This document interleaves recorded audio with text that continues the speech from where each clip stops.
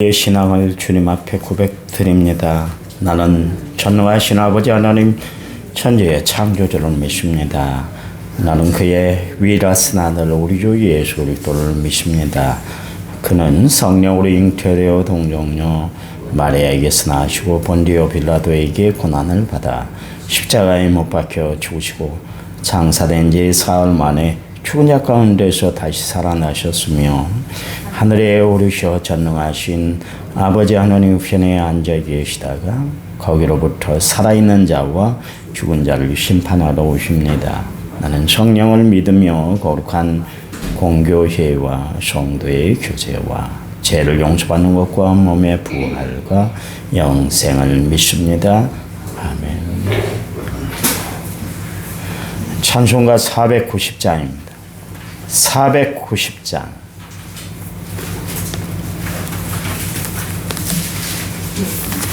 찬송가 490장입니다.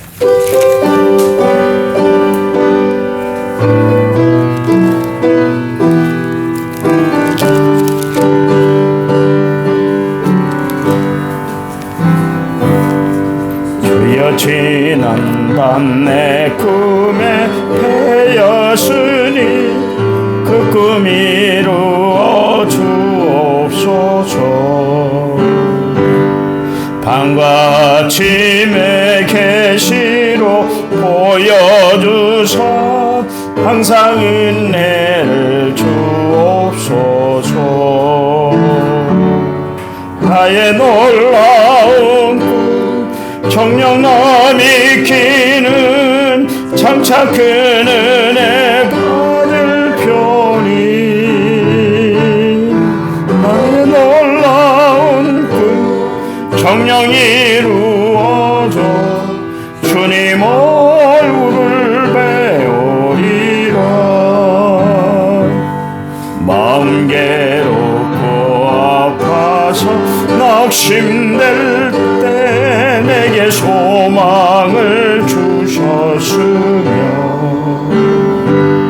내가 영광의 주님을 바라보니 앞길 환하게 보이도다. 나의 놀라운 꿈 정녕 남이 키는 장차 큰 은혜 받을 편이 나의 놀라운 꿈 정녕 이루어져 주님 얼굴을 배우리라. 세상 풍요는 나날이 변하여도 나는 내 믿음 지키리니 인생 살다가 죽음이 꿈 같으나 오직 내 꿈은 참되리라. 나의 놀라운 꿈 정녕 남이 키는 장차 큰 은혜 받을 편이 나의 놀라운 꿈 정녕 이루어져 주님 얼굴을 배우리라. 아멘. 성경 말씀 봅니다. 빌립보서 1장 12절에서 14절이에요. 빌립보서 1장 12절에서 14절 12절 저가 있습니다. 형제들아 내가 당한 일이 도리어 복음 전파에 진전이 된 줄을 너희가 알기를 원하노라. 이러므로 나의 매인이 그리스도 안에서 모든 신뢰함과 그 밖에 모든 사람에게 하였으니. 같이 읽습니다. 형제 중 다수가 나의 매임으로 말미암아 주 안에서 신뢰함으로 겁없이 하나님의 말씀을 더욱 담대히 전하게 되었느니라. 아멘. 1차 문제 6029번 제문을 제가 하나님 앞에 드렸습니다.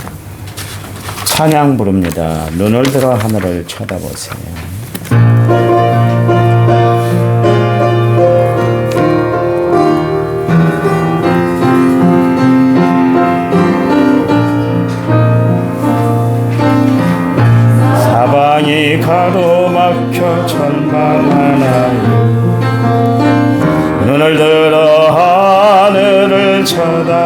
찾아보세요.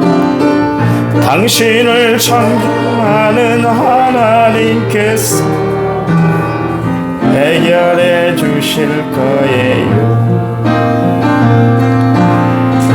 지금 당신이 먼저 해야 할 일은 하나님이 하신 일 인정하면서 모든 것이 압력하여 손을 이룰 줄 믿고 따라가는 일이죠. 아무것도 염려하지 말고 오직 모든 일에 기도와 간구로 너희 구할 것을 감사함으로 하나님께 아뢰라. 당신이 말씀을 믿는다면 모든 것 하나님께 맡기세요. 눈을 들어 하늘 쳐다보세요.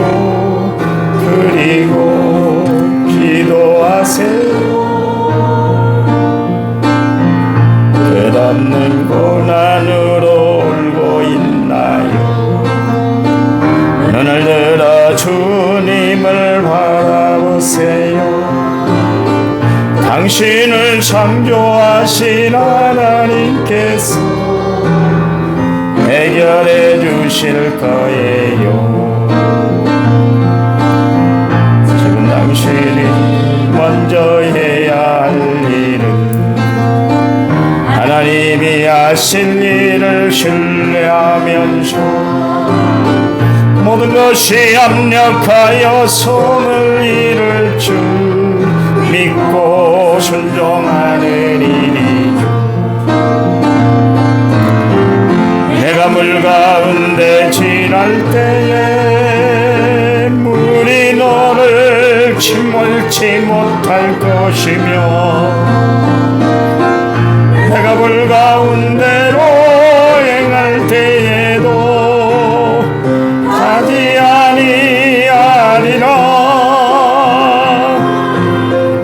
하나님의 이 약속을 믿는다면 모든 것 주님께 맡기세요. 눈을 들어 주님을 바라보세요. 그리고 감사하세요. 그리고 찬양하세요.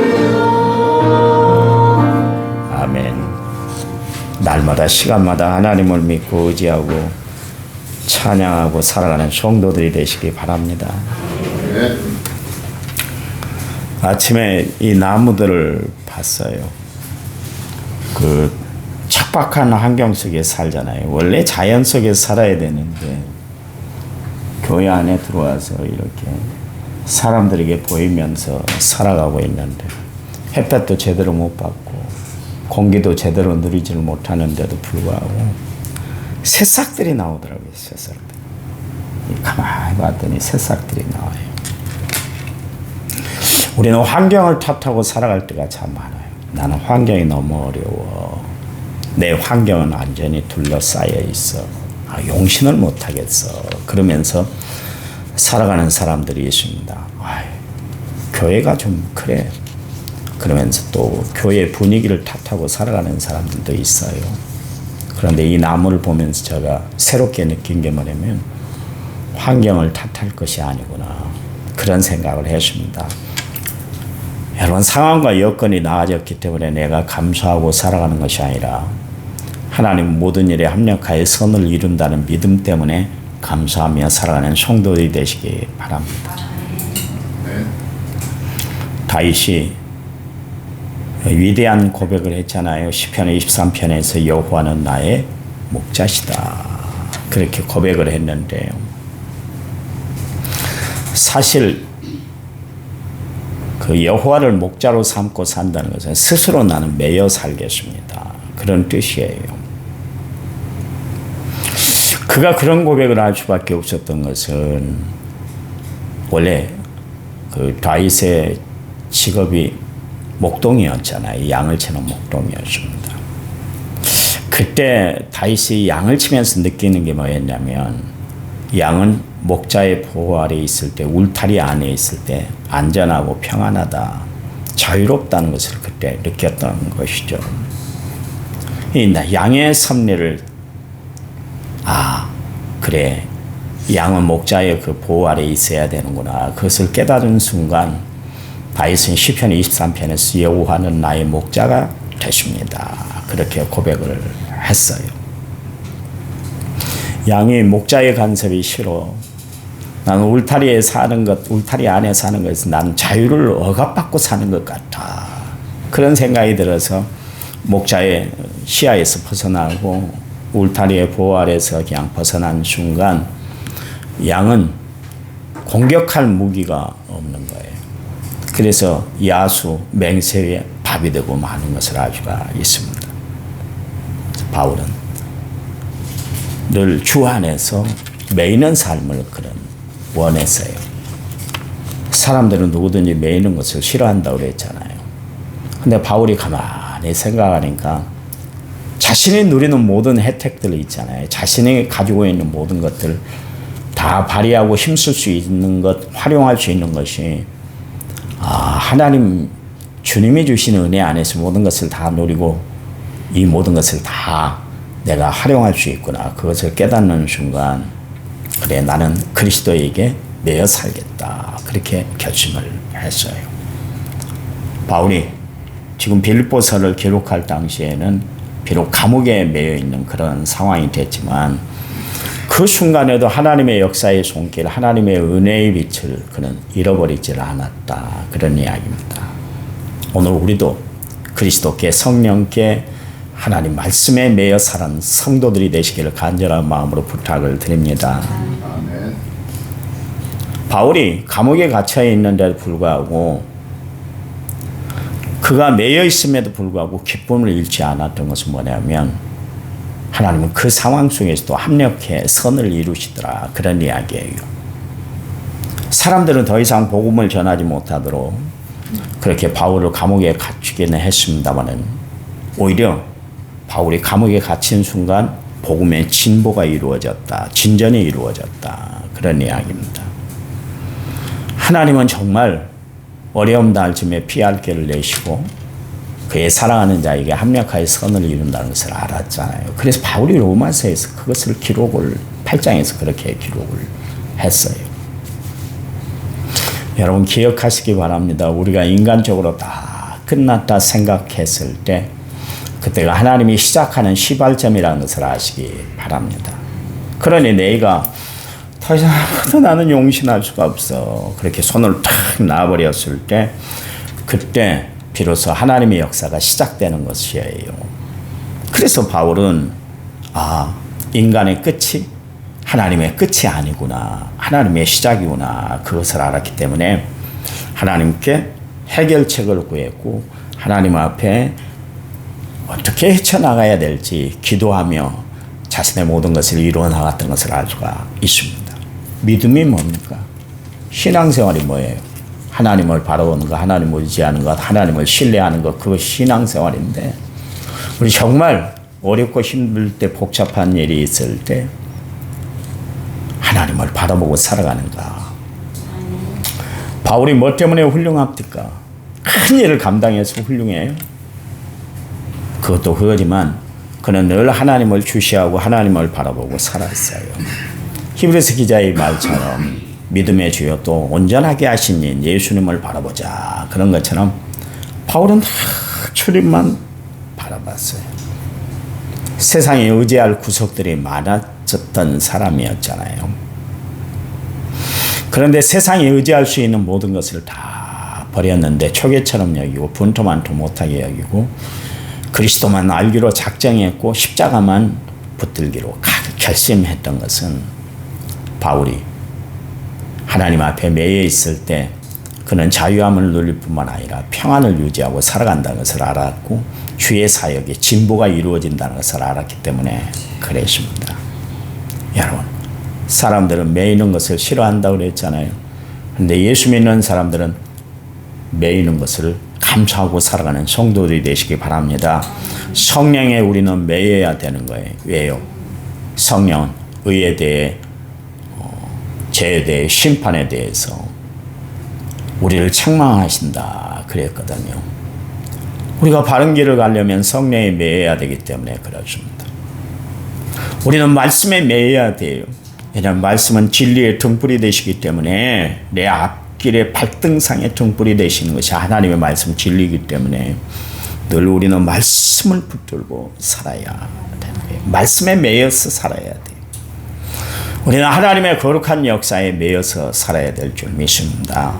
왜냐하면 그래야만 우리는 하나님의 은혜의 복음을 증거할 수 있고 하나님 말씀 따라 살아갈 수가 있기 때문에 결길 가지 아니하고 바른 길을 걸어갈 수가 있기 때문에 그렇습니다.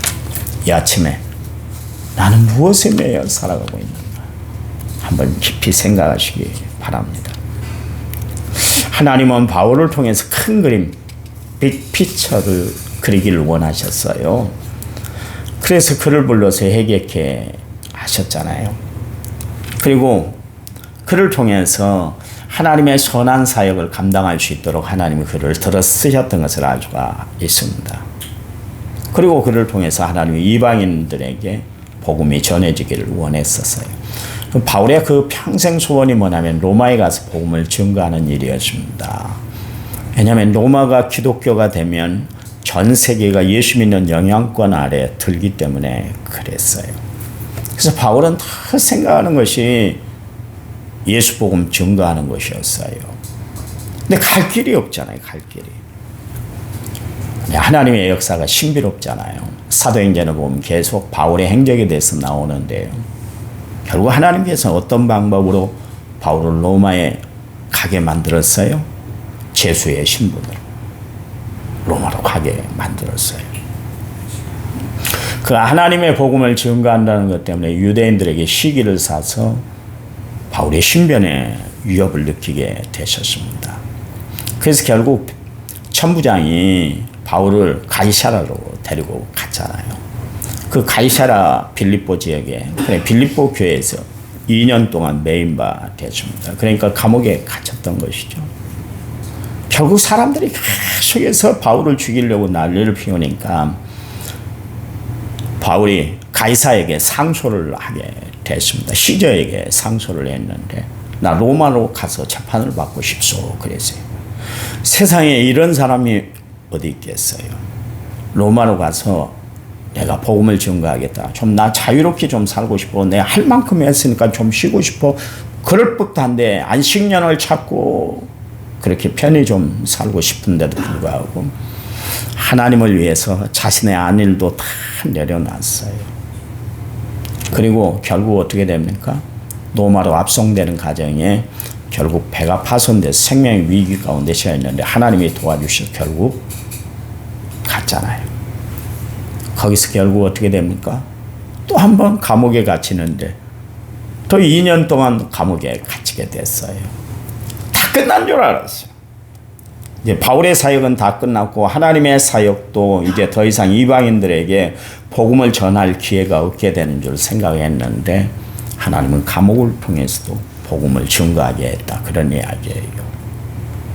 하나님의 역사는 신비롭잖아요. 그 바울의 일생을 이렇게 하나님이 관리하시는 그 부분을 보면 하나님의 역사가 신비롭다는 것을 알 수가 있어요. 결국 하나님은 당신의 뜻을 이루세요. 오늘 하나님께서는 우리 남원성결교회를 통해서 하나님의 뜻을 이루어줄 줄 믿으시기 바랍니다. 우리가 아무것도 아닌 교회 같지만 그렇지 않습니다. 대단한 교회. 그래서 나는 이야기를 해요. 교인들한테. 나 그런 이야기 들으면 섭섭하다 그랬잖아요. 몇 명 안 되는 교회에 그렇게 이야기하면 나는 섭섭해. 일당백이요. 하나님은 우리 교회를 강소형 교회로 세워준 줄 믿으시기 바랍니다. 누가 이야기하면 아유 몇 명 안 모여요 우리. 그런 이야기 하지 마세요. 대단한 사람들이 있습니다. 이야기하시기 바랍니다. 왜요? 우리에게 하나님의 능력이 주어졌기 때문에 그래요. 바울 한 사람을 통해서 하나님이 놀라운 역사를 이루었잖아요. 바울이 결국 기점이 돼서 바울이 죽은 지 300년 후에 AD 396년 여러분 잘 아시잖아요. 로마가 국교화됐잖아요. 기독교가 국교화됐어요. 전혀 아무것도 아닌 것 같은데 바울이 저 태평양 한가운데 잉크 한 점을 툭 떨어뜨린 것 같은데 전 세계가 잉크빛으로 다 물들게 만드는 것처럼 마찬가지로 바울 한 사람을 통해서 하나님은 순교의 피를 툭 떨어지게 만들었는데 그 피가 바울 전체를 전 세계를 기독교화하게 했다. 그런 이야기입니다. 여러분 지금 기독교가 이렇게 번창하고 전 세계적인 종교가 된 것은 바울이 시발점이 된 거예요. 바울이. 놀랍지 않습니까? 아무것도 아닌 것 같은데 그 한 사람의 헌신과 희생을 통해서 하나님의 큰 역사가 일어났는데 바울이 메인바되었을 때, 매여 있을 때 오히려 그 일들이 전진을 이루게 되었다. 힘들고 어렵잖아요. 복잡하잖아요. 그러나 하나님은 나를 통해서 역사하는 줄 믿으시기 바랍니다. 하나님이 이스라엘을 구원하시기 위해서 요셉을 애굽의 종으로 팔려가게 했잖아요. 그곳에 총리 대신이 되게 했어요. 이상하죠? 요셉도 옥에 갇히는 매인 생활을 하게 됐잖아요. 그런데도 불구하고 하나님은 그를 통해서 그의 민족 이스라엘을 구원해내는 일에 크게 쓰임받도록 했어요. 모세 봐보세요. 애굽의 왕자로 호화스러운 생활을 했던 사람이었는데 하루아침에 살인자의 누명을 쓰고 저 미디안 광야로 내쫓김을 받았잖아요. 처갓집 생활을 했어요. 처가 생활을 했어요. 대릴 사이로 살았다 그런 이야기요. 수만 번 제대로 쉬었겠어요. 얼마나 척박한 환경에서 살았습니까? 완전히 메인바된 사람이었는데 하나님은 또 다른 섭리의 손길을 펼쳤는데 그게 뭐예요? 출애굽의 지도자로 하나님이 모세를 사용했다 그런 이야기예요. 우리가 살아가면서 매이는 일이 있을까요? 힘든 일이 있을까요? 복잡한 일이 있을까요? 그때 하나님의 또 다른 섭리가 있다는 것을 바라보고 바울처럼 이겨내는 여러분 되시기 바랍니다. 바울처럼 오히려 하나님 영광의 도구로 쓰임받는 그런 시간들이 되시기를 간절한 마음으로 부탁을 드립니다. 그래요. 오늘 바울을 사용하신 하나님은 또한 우리를 사용하시고 우리의 환경까지도 하나님의 역사해 줄 믿으시기 바랍니다. 하나님 감사합니다. 주님 감사합니다. 우리가 주께 매이기를 원합니다. 말씀에 붙들리기를 원합니다. 성령의 인도하심을 받기를 원합니다. 늘 그리스도의 은혜와 사랑이 넘쳐나는 삶이 되도록 축복해 주시옵소서. 이번 한 주간 승리하도록 하나님이 역사해 주실 줄 믿습니다. 예수님 이름으로 기도했습니다. 아멘. 우리 10분 동안 간절히 기도한 다음에 제가 축도하고 마칩니다. 기도합니다.